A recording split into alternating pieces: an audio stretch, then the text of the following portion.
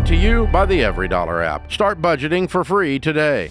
Let's go to Ann in Pittsburgh. Hi, Ann. Welcome to the show. Hi. How are you today? Hi, we are doing well. How can we help? Well, I hope you can help. That's my question. Is there any hope for our situation? We have been married 19 years. We're in our 50s. We have one special needs son. We're both self-employed. I have a business from home, which has been very helpful with our son and being home when he gets off the bus, all that kind of stuff. My husband has always controlled 99% of the finances. My name is not on the bank account. I don't have a login. His business and our home bills are combined on the same account, which I know probably should not be that way. We have a home loan of about $243. If sold, it might be worth $700,000. The big problem I came to realize is that our credit cards are at $209,000. Wow. We have a car loan for $21,000, and some of the credit cards are his business only. But as far as I'm aware, in certain states, your debt is your debt, and half, debt and assets. So I guess I'm trying to figure out. I can't get through to him. He just blows up when I try to say, hey, let's try a budget. Hey, here's all the credit cards on an Excel spreadsheet that shows all the percentages. Like, it's just kind of banging my head on a wall, and I don't know how to protect myself, how to protect my son. The only good news is that I do have a 401k that is in my name from before we were married, and then we also have I have a little bit of savings, and then he does have a life insurance policy. God forbid anything happens, but he's not well mentally, and he's been threatening a lot of things, and I thought I should try and get some advice. Are you thinking about walking away from this?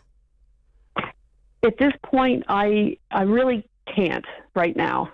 I can't right now. My business is here on the property, and if I would leave, the other thing is I would be taking my autistic child away from the only home he knows, that he's had his whole life, his dogs, his everything that's comfort to him. And your husband's not open. Is he? I'm guessing based on what you said. I think he knows that he's in the toilet. I think he realizes. I mean, he's paying the minimums on the credit cards. That's it. And where's the revenue of your business going, Ann? What account is that going into? It's going in with everything else. I don't make much. Okay. Last year, I had it written down here. Last year, hey, do you suspect that there could be IRS debt as well? Because when you tell me that all the business bills and all the personal bills and everything's together, that sounds like a mess. I don't. I think he's pretty OCD about keeping track of stuff. Okay. Last year's gross income was $233, but then by the time we got to the bottom of the income is $26,000. Once he takes off depreciation, vehicles, all that kind of stuff. What type of business does he have? He's an electrical contractor. So he's making $26,000 a year. He's paying himself $26,000. Technically, yeah, and it's just him. He doesn't have employees. And what about you? It's just myself. And what do you bring in? What's your payment from your business? I'm lucky if I bring $10,000 or less. So you guys combined are living off of $36,000, and you've got the $21,000 in car debt, and how much in credit cards? $206? $209. Okay. And is there anything else that you think might be out there, not including the mortgage? No, and of that 209, 40K is just for his business. But of course, I'm pretty sure I'm liable for that as well. But everything else. And so is he using these credit cards to keep you guys afloat just month to month? Yes. Yeah. Yep. And when you said he's not mentally well, do you mind going into a little bit more detail on that? I mean, there's increased alcohol. You can tell there's depression, upset. We'll even mention the debt. We'll mention, my wife told me that we're this much in debt, and, she must be full of it. I don't believe it. And he'll say this in front of his best friends, and it's like, oh, my God, now he's, sharing it with folks. But I think he's embarrassed. I think he doesn't know what to do. Yeah, I do too. Yeah.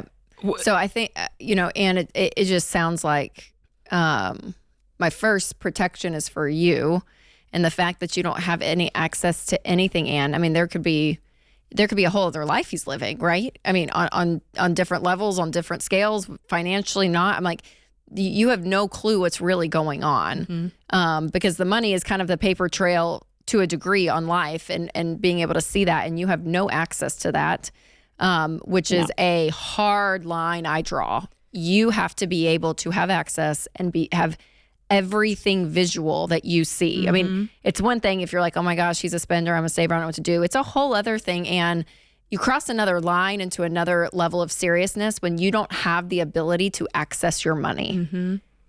Hey, so this is it's a more serious weight there that I hold now in this conversation, that creates more ultimatums. And I hear you say, like, I can't leave, all of that, but what I would do is that there's other ultimatums in this marriage that has to change, because you're not safe at that point, right? Right. How'd you find out about the 209? Just curious. Did he tell you, or you discovered it? Oh, he did not tell me. I discovered it. I started going through his files. Okay. And I made like the biggest Excel spreadsheet you'd ever want to see in your life. And I just, tried talking to him, and, we were okay there for a while. Oh, I'm paying it down. I'm paying it down. And then, once a year I'd pull these files again and get everything sorted. And I did it again this year. And I said, he's to the point now where everything is minimums. Yeah. For me, this falls into what I would call a level of financial abuse and infidelity, because he's keeping everything on his side. He's making moves without sharing them with you, and they're at the detriment to you and your family and your son. And I would push back on the fact that there's nowhere for you to go. There's always an option.